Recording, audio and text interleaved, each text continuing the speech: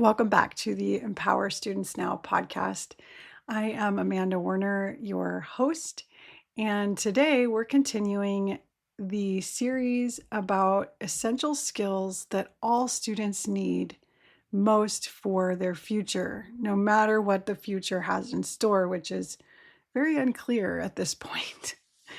So, along with all of these episodes about these different skills, I've provided editable student-facing slideshows that you can use with your students to teach these skills. So to access these slideshows, you will need to go to the show notes and click the link called Essential Skills Slides and sign up for my email list. And once you do that, you'll get access, you'll unlock all of the slideshows that I have for you, and I will continue to add to this page. So the slides and the skills that we've talked about thus far are self-advocacy, self-knowledge, ethical reasoning, critical thinking, and today's episode is about active listening. And I believe this is the hardest skill of all, not because it's like conceptually difficult, but because it requires something that's pretty rare in today's world, which is just the willingness to slow down and genuinely focus on another person. And I have trouble with this too. So active listening, it's not just about like hearing someone. It's not about, like thinking about what you want to say in response to that person, which these are very common things that happen in our own brains when someone else is talking. It's about the practice of, it's really about mindfulness. It's about giving someone your full attention and really seeking not only to understand what they're saying, but like the meaning behind what they're saying and responding in a way that shows you actually heard them. And if you didn't hear them, asking follow-up questions to make sure that you understand what you heard. All of our students and us, we're growing up, we're aging in a world that actively resists this type of communication. I mean, if you think about it, we're navigating a landscape where we're expected to respond to messages instantly, emails and text messages, you get them and you feel this obligation, to respond immediately. Conversations happen in bursts on different social media platforms. Attention is measured in seconds. We're thinking about something or looking at something, and then suddenly we're distracted by something else. And multitasking is something that I think all of us are doing and engaged in. And it can be really overwhelming, like all of these distractions in our world. And then also, algorithms and social media companies and like optimizing all of our attention by trying to keep us engaged and on their platforms. And it's not about understanding, it's more about like, let me keep these people on my platform. And let me keep making money, right? We're all living and swimming in this world that is, vying for our attention. And so trying to work towards paying attention, like full attention to a person, it feels almost like radical, right? But I do think, especially today in this world that we're all in, this is such an essential skill, and that's why I'm talking about it today. Because without active listening, we can't build real relationships. We can't collaborate effectively. We can't try and understand other people's perspectives that are different from our own.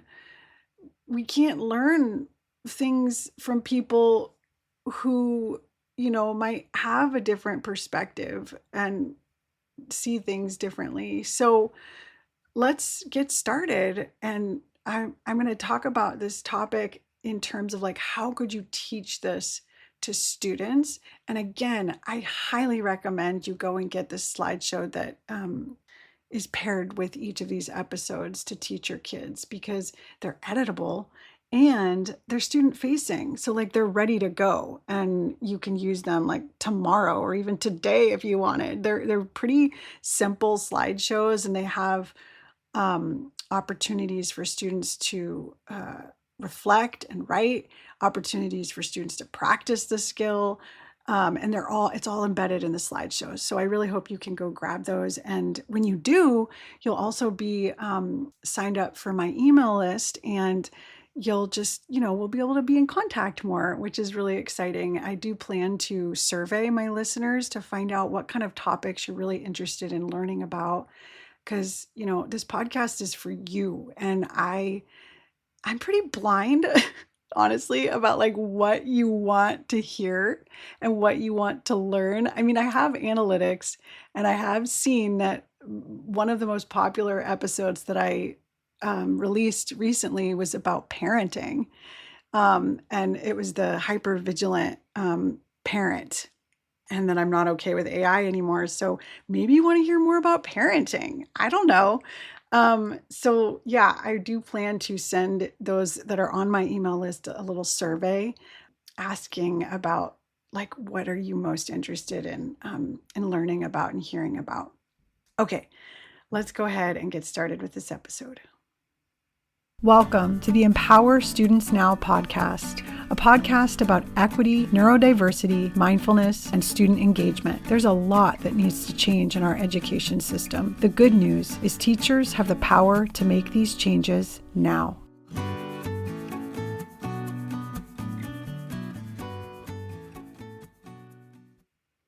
So let's start just by defining active listening. And the slideshow does this too for your students. What is it really?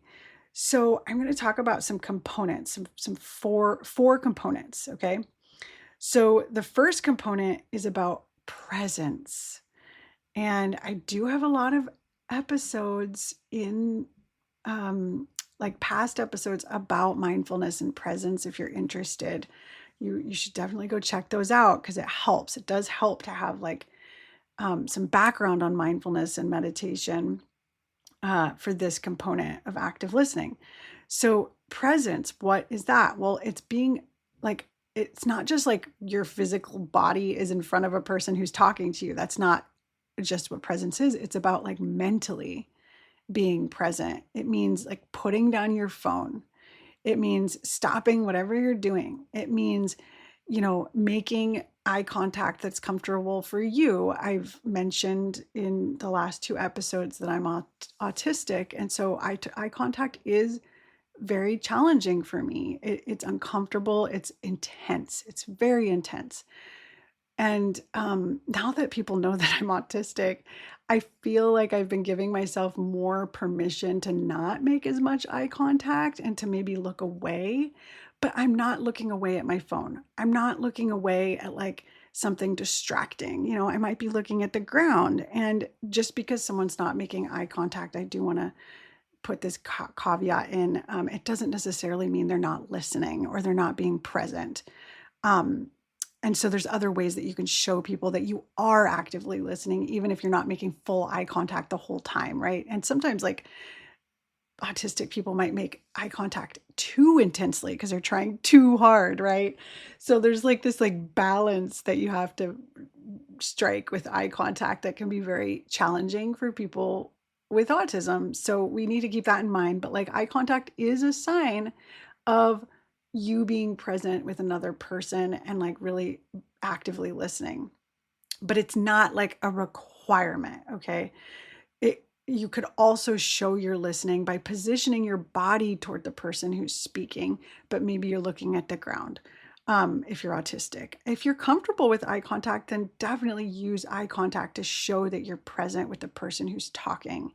And I definitely, with my students, like tried really hard to make eye contact with them because they mean so much to me, and I want them to know, that I care about what they're saying, and I want them to know that I'm attending to what they're saying.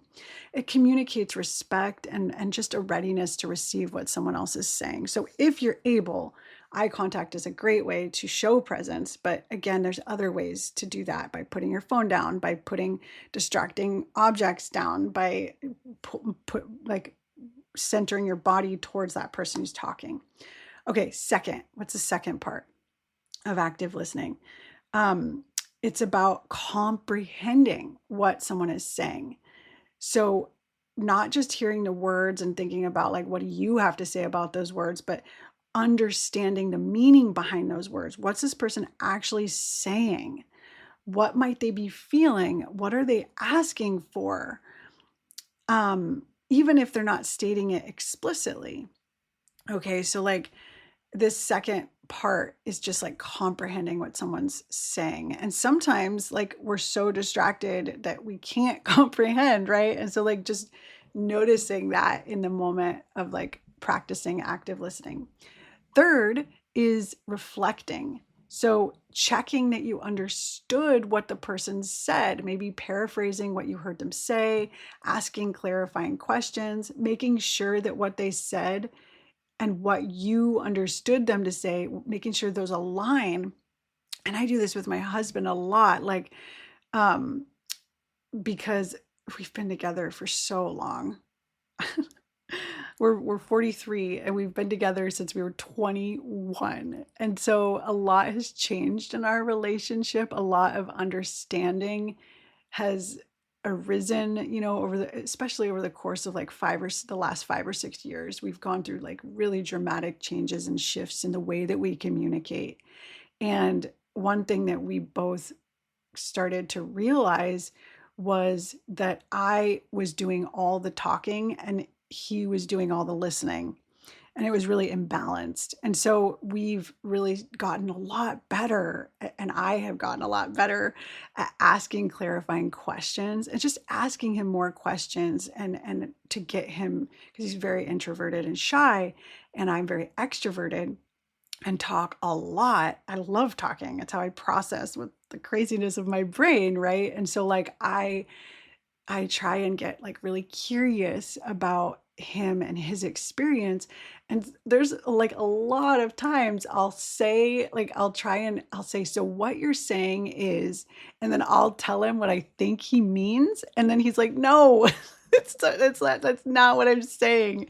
And so it's really helpful, to like ask clarifying questions and make sure that that what you heard is what they meant, right? Or yeah, that your interpretation isn't getting in the way of understanding. Because a lot of times we jump to conclusions and we try and guess what someone's trying to say, and we make the wrong conclusions. And so asking clarifying questions is really, really helpful. Sometimes it feels weird to kind of repeat back what someone else says. Sometimes it's a little awkward, but it is very helpful. Okay, and then the fourth component of active listening is realizing that active listening doesn't mean you have to agree with what the person is saying. And this is so important, because I think a lot of people shut down their listening when they don't agree with what the person's saying, or they get really triggered and want to like, give their counter or argument and start thinking about what they want to say, right?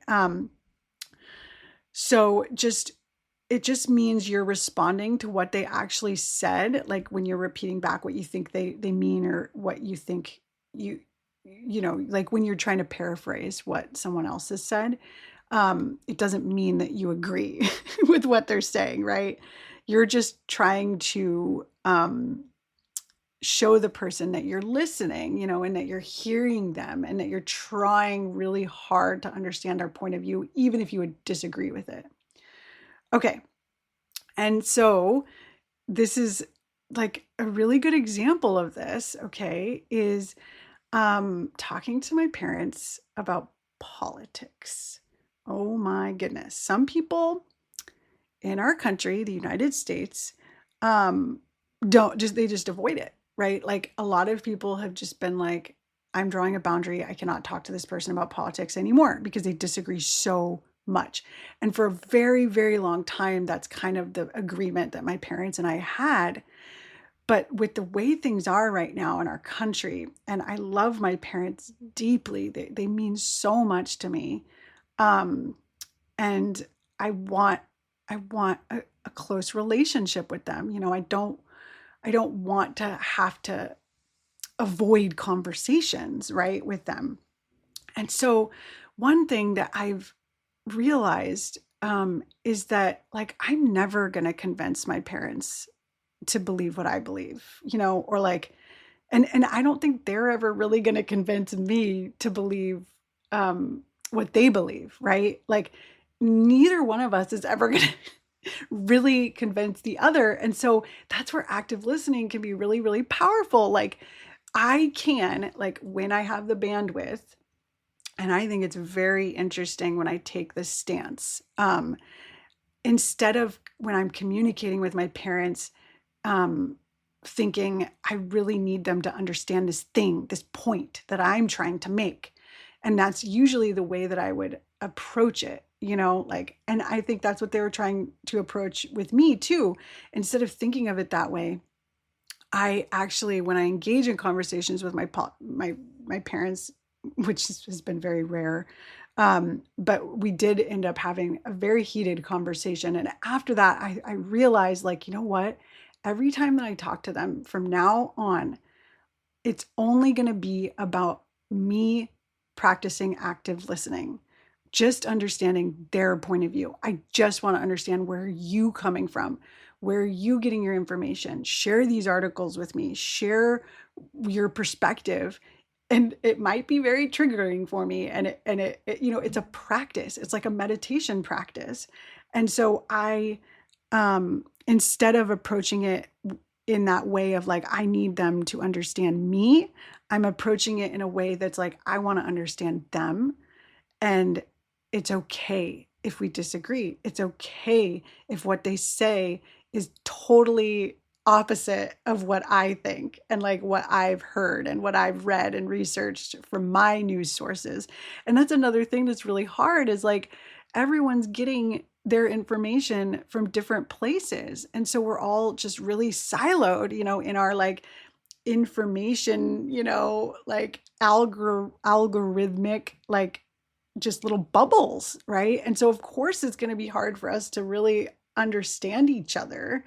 And so, I just approach it in this way of like, I am meditating when I'm talking to my parents. I want to understand their point of view. And what I've found is the more open I am to their point of view, the more that I ask clarifying questions, the more that I show curiosity about their um they feel very, very passionately about some of these things, about their passions when it comes to politics or their like what's really getting them upset. I think the more that they reciprocate and the more that they want to understand me, and wow, cool, right? Like how did I open up that like that door, right? Like I just it's because I think like people, when they feel heard, they're more willing to hear, you know? And so this is really, really helpful. It's a helpful skill. And I'm not saying that's going to happen with every conversation that you have with someone when you practice active listening, but I just think that, and this is actually when you start to teach this skill, let's move into that. Like, what we have to do is model it. The more that we model it, the more that other people start to think like, oh, like she's giving me this. And they start to feel sort of like this need to give this active listening. It is a gift. It's a gift you're giving someone. And this person feels more safe, maybe practicing active listening too, and hearing you and your point of view. And I found this really, really helps with my kid. as well. Like, I can't just come into my kid and start demanding things, like I have to like sit with my kid and like show curiosity, genuine curiosity about what they're doing, and like spend like true quality time with them before they start opening up to me, right? Okay. So students, kids, they learn by watching. They don't learn by listening to us. They learn by watching us and seeing what they do. Like, are we present with them? Or are we checking our email on our phone, thinking about our next lesson, right? Looking around the room. Like, body language is so powerful. And so making this commitment with when you're talking to your students or your own children, like, or your spouse, like just making the commitment, like when someone's speaking to me, I'm going to stop what I'm doing. I'm going to put my phone down. I'm going to look at them. I'm going to really, really try to listen to what and understand and not interrupt. And it sounds so simple, but it's actually really, really hard because there's so many things demanding our attention these days. But when students and our families start to notice that we're actually listening, that we genuinely want to hear them, they start to notice, and they start to act a little different around us. So the second thing you want to do in your classroom, if you're teaching active listening, is to teach specific behaviors, right? This is like direct instruction, and the slides will help you with this. So you could teach the practices of, and there's a bulleted list here for students, right? Put down distracting electronics, make appropriate eye contact. If you're neurodivergent, it's okay to not make eye contact, but just look at something. You're not looking everywhere, right? Because that shows like you're distracted. You might just look at one spot, in front of you or at the ground or at the wall, right? Use body language to show engagement. So you might nod or you might lean into the person. Try not to interrupt. Ask clarifying questions like, can you tell me more about that? Or what do you mean by? Paraphrase to check understanding. So you might say, so what I'm hearing is, it sounds like you're saying, is that right? And then acknowledge the emotions that are coming from the person. Like, that sounds really frustrating. Or, wow, you seem really excited about that. So just validating how they're feeling. So this is like, like these are behaviors that we have to explicitly teach, right? And model. So third, you're going to want to create opportunities for students to practice, right? So you teach it, you teach the behaviors, and then have them practice. So all of us teachers know about like think, pair, share, right? So you might do this activity, which is called paired listening. So you pair students up. One student talks, and you can set a timer for 2 minutes about a topic, any topic, something they're interested in. How is their day that, whatever. And so the other person just listens. They don't talk at all. They don't interrupt. They just listen with no distractions around. Then the listener has to summarize what they heard without adding their own opinions or stories. And then they switch roles. It sounds really simple, but students find it incredibly difficult to do this. Like, some students who don't talk very much might not talk the whole 2 minutes. And so, and I'm going to talk a little bit later about like challenges with this activity and challenges with like practicing active listening. But other students like who talk a lot, they might want to keep talking after the 2 minutes, or they might have trouble with interrupting, or they might disagree, or, they might be distracted by their phone. Like, a kid is on their phone when they're supposed to be practicing listening, right? So I'm going to talk about these things and what to do about them in a little bit. But here's another activity you might do to practice active listening. It's called the question marathon. So students practice asking only questions in response to someone sharing. No statements, no advice, just questions that help them better understand. This helps them learn that listening isn't passive. It's an active engagement through inquiry. Okay, let's see. Another thing you might want to teach students is different types of listening. So like we listen for different reasons, right? So there's listening for information when you're learning facts or instructions. It requires you focus and possibly take notes. There's listening for understanding when you're trying to grasp someone's perspective or reasoning. This requires curiosity and suspension of your own opinion, suspension of your own judgment. This is kind of the type of listening that you would have to do if you were talking to someone who differs politically from you. Um, there's listening for emotion when someone just needs to be heard and validated. This requires empathy and presence. And often we want to give advice like immediately, and that's usually not very helpful in this type of listening for emotion. Listening for emotion, it's actually better not to offer advice, at least initially. And then, like, once you validated the person's emotions and just like really made space for that, then you might ask, like, so did you want advice or did you just want me to be here to listen and support you? Um, and then they can tell you whether or not they want advice. I actually sometimes with my friends will say, like, I don't want advice, because sometimes when I vent to someone and then they just like start giving advice, it really it annoys the heck out of me. Because like they start giving advice and I'm like thinking, rolling my eyes, like, I already did that, or I already tried that, or just stop giving me advice, right? Like, it's annoying. So like sometimes I will explicitly say, like, I don't want advice, I just want to vent. Okay, and then there's listening for collaboration when you're building ideas together with someone. And this requires just being open to other people's advice, or not advice, other people's like approaches to a project, right? Um, and so I think it's good to help teachers or students understand that there's different types of listening and different situations that require different types of skills. Okay, so what are some challenges to this? So I'm going to talk about 3 challenges. So one is my students don't want to listen to each other. They only want to talk.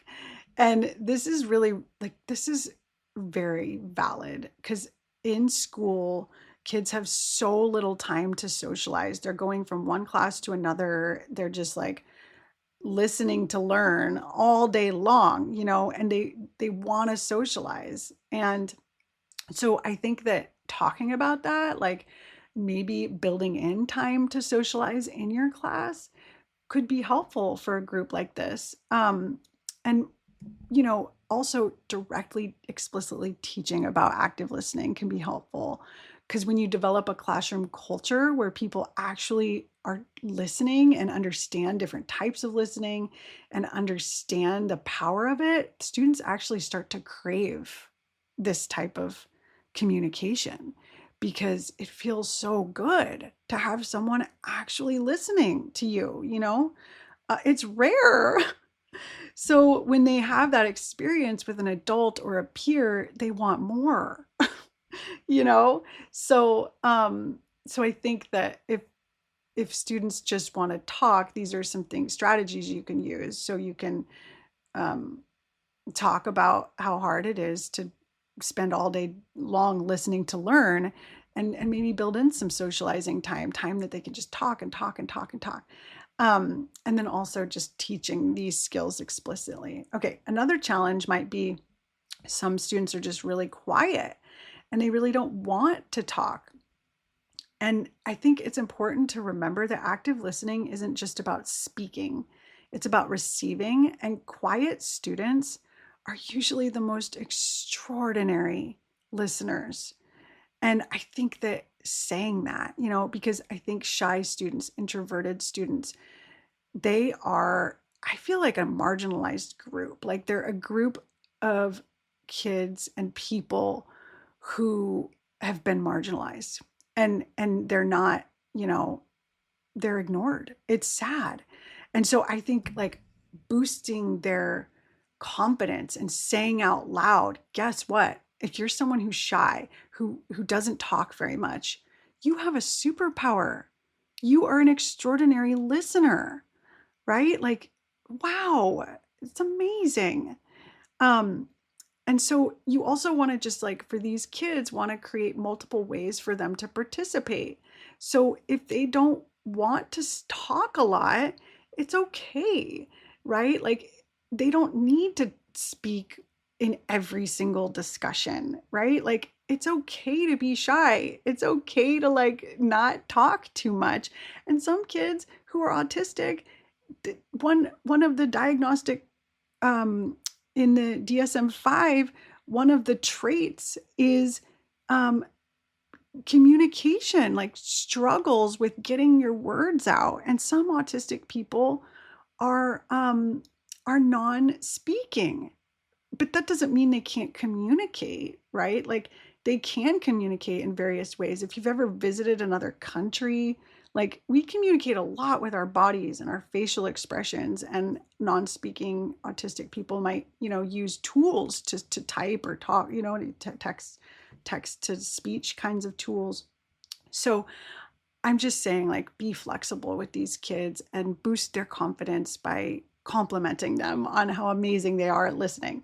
Okay, the third challenge is, well, I have 30 plus students. How can I possibly listen to every single one of them? You can't, like, really, not individually all the time, but you can create a classroom environment where students listen to each other. So, using pair work, small group discussions, and just like structured systems that ensure everyone gets heard by someone. And honestly, like not all 30 of those students are going to want to talk to you all the time, right? Some of them are shy. Some of them are like avoidant. Some of them are scared of you, even though you're not that scary, right? Like adults can be intimidating. So just in reality, like, you know, you don't have to talk to every single student one-on-one. But when you do talk one-on-one with students, make it count. Give them your full attention. Model active listening. Okay. And not being in a hurry, which is so hard as a teacher. I know. I'm asking you to do these hard things, but it really is necessary in this world we're living in. Okay. Something else. Like if a student or someone disagrees, and I just really want to emphasize that you don't have to agree with a student or anyone to really listen deeply to them. Okay. It's important when you disagree, because it's the only way to have a productive conversation across differences. And I think this is just like a vital skill right now. Um, so teaching students that listening doesn't mean you have to like believe what the person is saying or endorse their views or like agree with them, but you can respect them enough to just try to actively listen and understand their perspective. This is crucial for civic discourse. I wish we could practice this more, like in our country, like in our politics. Okay, so like here's something that happened in my classroom. I think this was last year. We we read Animal Farm, and what a book to read in the climate we're in right now. If you haven't read Animal Farm, I highly recommend it.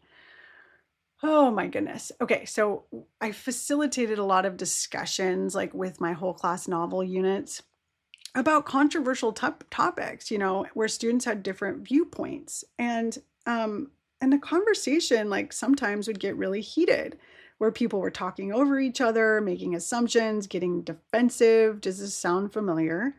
So when this happens, you you have to stop the discussion and introduce a new rule. So this rule is, before you can make your point, you have to summarize the previous person's argument to that previous person's satisfaction, like prove you were actively listening. And this can completely change the dynamic in the room, and it can really challenge kids. So because they have to actually listen to understand the previous person, not just rebut what that person said. And what happens is really remarkable. Like students will maybe even start changing their positions because they're understanding each other better. And so, and some students can, still disagree with each other, but then they might but they have a better understanding of the other viewpoint, which actually is helpful in arguing your viewpoint when you can understand the counter and you can make counter arguments, right? It just creates the conditions for real, true dialogue. And this matters so much because active listening is the foundation of empathy. You can't truly empathize with someone if you haven't truly heard them. Active listening is the foundation of learning. You can't learn from people who know things you don't if you're not listening to them. Active listening is the foundation of relationships, friendships, romantic relationships, working relationships. They all depend on the ability to really hear each other and stop making assumptions about what the other person thinks or about the other person because of what they think. Active listening is the foundation of democracy. In a diverse society, we have to be able to understand perspectives different from our own. We have to be able to engage in dialogue, not just debate. And none of that is possible without listening. So here's what I want you to take away today. Active listening is a skill that needs to be taught explicitly and practiced regularly, not just by your students, but by you too. It doesn't happen automatically, and it's getting harder, not easier for this generation. But it's also one of the most powerful skills we can give our students because a person who knows how to truly listen has access to wisdom, connection, and understanding that aren't available any other way. And it really does start with us teachers. We have the power to change things. If we want students who listen, we have to be teachers who listen, not just to hear, but to understand, not just to respond, but to receive. Because when our students feel heard by us, they learn what it means to hear others. And that might be one of the greatest gifts we can give to them. Thank you so much for listening today. And I mean that literally. The fact that you've listened to this entire episode says something about your commitment to this skill. So next episode, we're going to explore another essential skill our students desperately need, and we need too, and that's collaborative problem solving. Until then, here's a question that I'd like you to kind of reflect on. When was the last time you felt truly heard by someone? What did they do that made you feel that way? And how can you create those conditions for your students? Thanks so much. I'll see you next time. If you feel the urge or the need, share this with someone that you think could benefit from hearing it. Thank you so much for sharing and writing a review. I would love some more reviews. It helps my podcast rank. It helps more people become aware of this podcast. This is a tiny little baby podcast, and I've been doing it for years, and it continues to be a tiny baby podcast. It's not like, top ranked or anything, but with your help, maybe someday I'll get there. Thank you so much for your support. Bye-bye.